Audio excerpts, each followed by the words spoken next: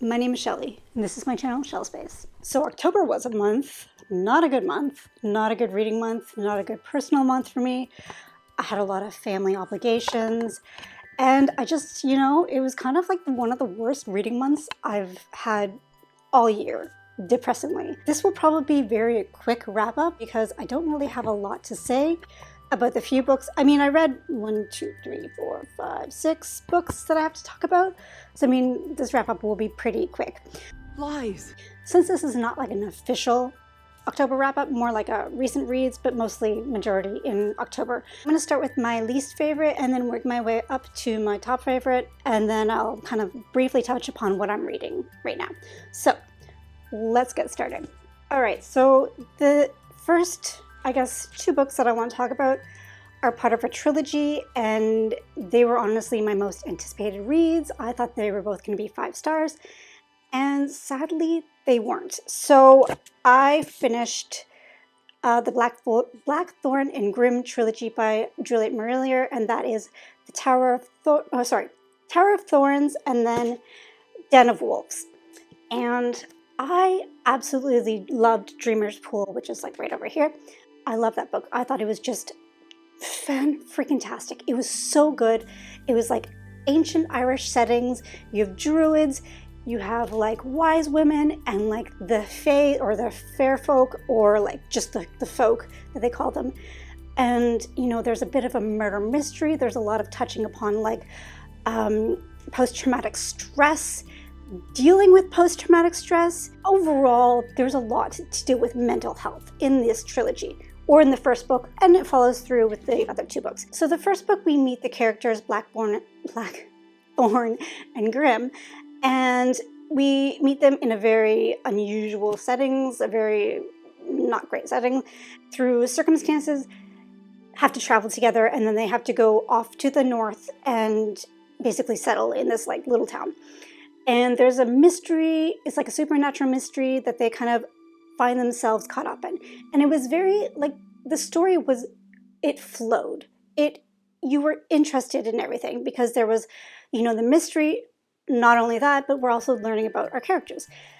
The second book, I thought that it was Mendel Syndrome because it continues off where we left off with our first book, but then now Blackthorn is called upon to another town to help with another mystery. It kind of follows the same kind of layout as the first book, and so I wasn't a fan of that because of the murder mystery, but I did love the interactions with our main POVs. I loved like the lure of it. I loved like the folklore kind of, and kind of like inspired by old fairy tales. I really loved that part, but like the murder mystery just was boring. I didn't care about the other characters besides our 2, and I just really didn't like it. So I ended up giving this 5.3 stars, which really makes me sad. Then I decided to complete the series and hoping that Den of Wolves would be like just as good as Dreamer's Pool, and I again was disappointed. I was bored out of my mind. I didn't care about the plot very much. Like, I liked the new characters that we were introduced to, but again, because of this like ongoing new mystery of the month, I just kind of lost interest. I was more interested in like the arcing story, and I really wanted to focus more on that than the mystery, but this book was all about the new mystery that they had to solve. So again, I gave this 3.5 stars. I have to say that I was very satisfied with the ending, so she stuck the landing for sure.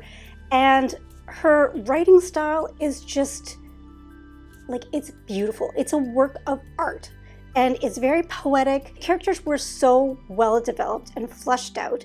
If it wasn't for the mystery taking over this entire plot, I think this would have been a much higher rating, just purely on the writing style, the world, and the characters. But yeah, the plot line, not my favorite. So sadly, I finished that trilogy and it was not my favorite, which makes me really sad. This next book I finished this week, so it's November, so it's not quite an October read, but it's a recent read. And this is the second book in the War of the Last Hearts by Chris Broadbent. This is the Children of Fallen Gods. The first one was Daughter of No Worlds. And we're back in our world. I can't really say much about it, but I will just touch upon the fact that, like, this book reminded me so much of Throne of Glass. Like, the narration style, like first person narration, the style of writing, although I think that she's a better writer than Sarah J. Maas, to be honest.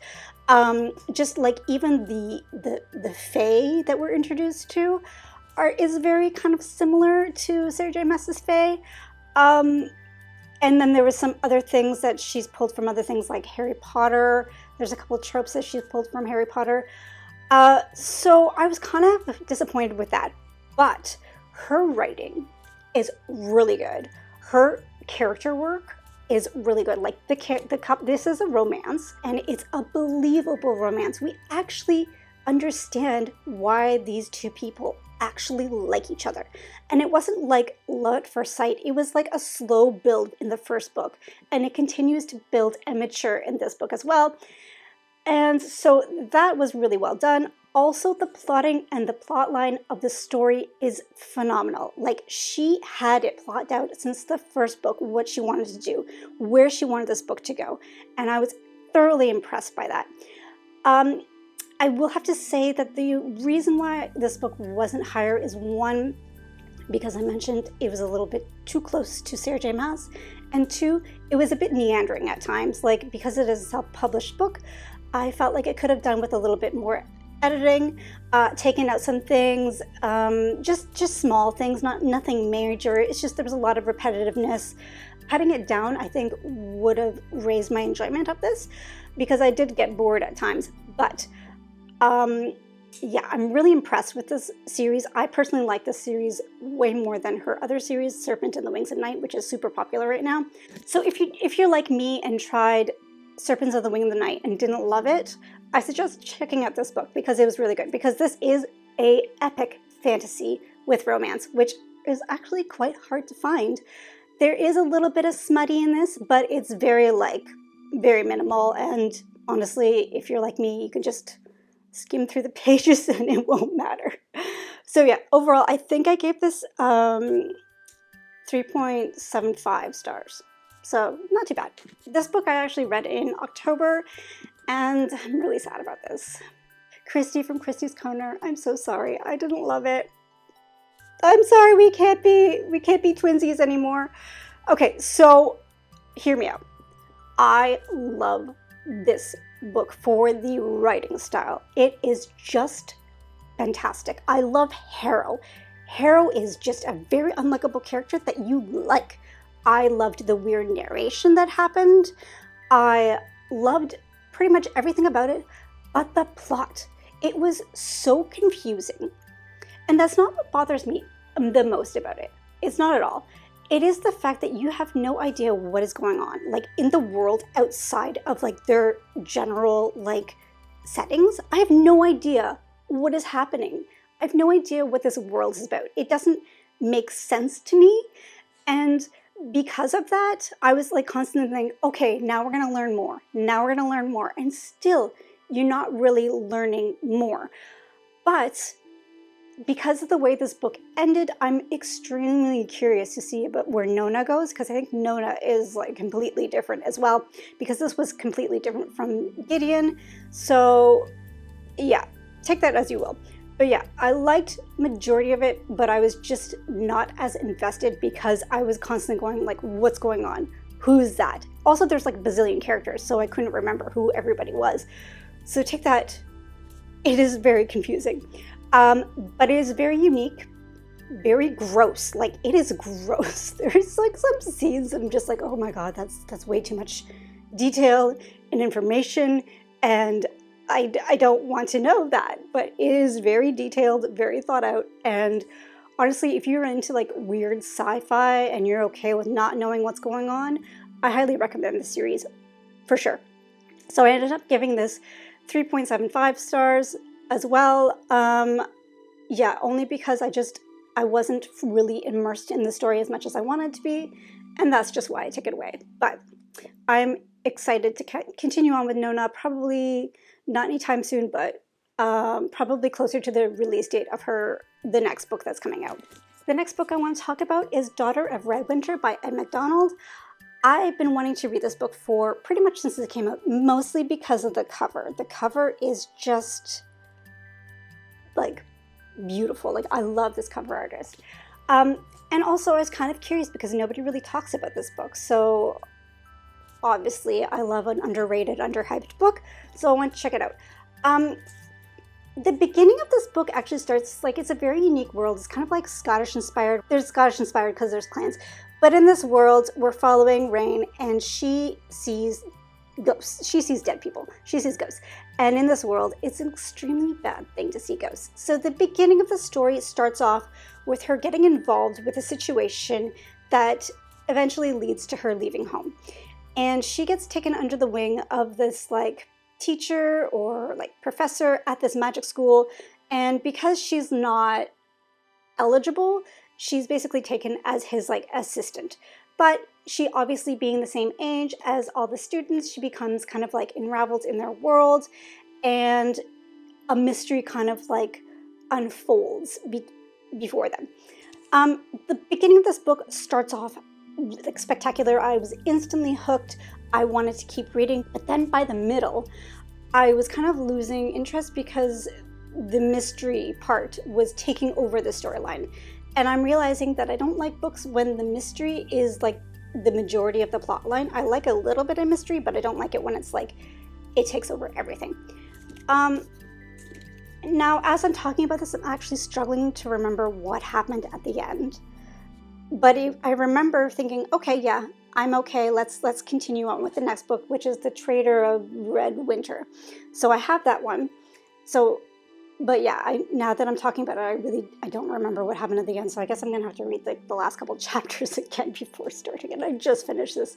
That's so bad. Does that happen to anybody else, or is that just me? Anyway, so I ended up giving this 3.75. I think, yeah, because of the plotting and the pacing and kind of like just the mystery taking over and kind of draining my interest. It wasn't quite up there. So, but overall, it was very good. I liked it. I liked the writing style. It was really interesting. I really enjoyed it. But yeah, not my favorite. But my favorite of the month was The Art of Prophecy by Wesley Chow. I love this book. I was not expecting to love this book as much as I did. First of all, I saw this book when I was in like Indigo, one of the bookstore by us, and I saw the cover and I'm like, whoa man, I love this cover. But at the time I had so many books that are on the go that I'm just like, I'll get it later. So I did pick it up, and oh man, I am so happy I did. This is like a martial arts inspired world, but like mixed with like Avatar, The Last Airbender, and also kind of like with like cyberpunk, no, not cyberpunk, steampunk, but like it's silk punk because it's like Chinese inspired, and it's funny, and the magic system's awesome. And yeah, like I just was so impressed by this book, and I'm just so impressed by how big and vast the world is. So basically we kind of start out with like the typical chosen one trope, except this one, for reasons I cannot say, gets spun on its head and kicked to the curb. And then we're dealing with like the outcome of things that happened and following the chosen one along his journey. And there's also like a mentor like student relationship in this one. And the mentor is this grumpy old lady, and I freaking love her. She is just so sassy. She's just got like a silver tongue. I love her. The banter in this is just like, the humor is just like my humor.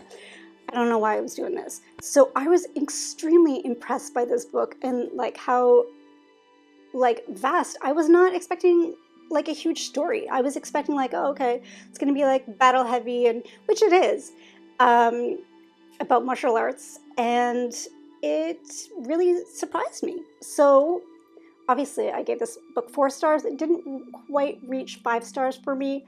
There were a few things I had issues with, mainly because I felt like maybe the pacing was a little awkward at times, but overall I really liked it. And it helps that Wesley Chow also is a professional martial artist, so he knows what he's talking about. Also, I discovered that he went to middle school with Brandon Sanderson. Has nothing to do with the book, but it's just funny. I've already ordered the sequel to this. It's on its way, and I'm going to be reading it soon. You know, I've read some really amazing books, and the fact that none of them really wowed me really tells me that I have fantasy burnout. I either watch a lot of K-dramas, Chinese dramas, or I lean towards manga. So, and anime. So I've definitely been doing a lot of watching of things and reading manga. But I did start The Labyrinth's Heart on audiobook. I got this from my library, the audiobook. And I wasn't in the mood for it, but I'm like, okay, I have it. It took me a really long time to get this placement, so I'm just going to read it. So I'm already at like chapter 5, and you know, it's kind of continuing on with the same storyline. I can't really say much because it's the third and final book in the series, but basically if you like Liza Locke-Lamora for like this setting and like kind of thieves, it's very similar, except it's more like based on like tarot card magic, curses, and other things like that. And I'm really enjoying it. Also, this book is so complex, like the magic system is so complex that I'm like, what is happening? What are they doing? I don't understand.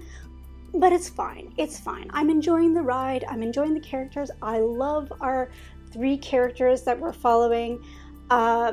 So yeah, I'm enjoying this, and I'm very curious to see where it goes and how it ends. So I will let you know my next book update. The manga that I would like to talk about is Witch Hat Atelier. I'm on volume 3. Am I on volume 3? Yes, I'm on volume 3. I'm taking this slow. I'm not as hooked on the series as much as I want to be. And that makes me sad because this seems theoretically up my alley, but there's just something about it. I think it's just I'm realizing that I don't like school setting stuff. Like I like it minimal, but if you're constantly in school settings, I get really bored very quickly.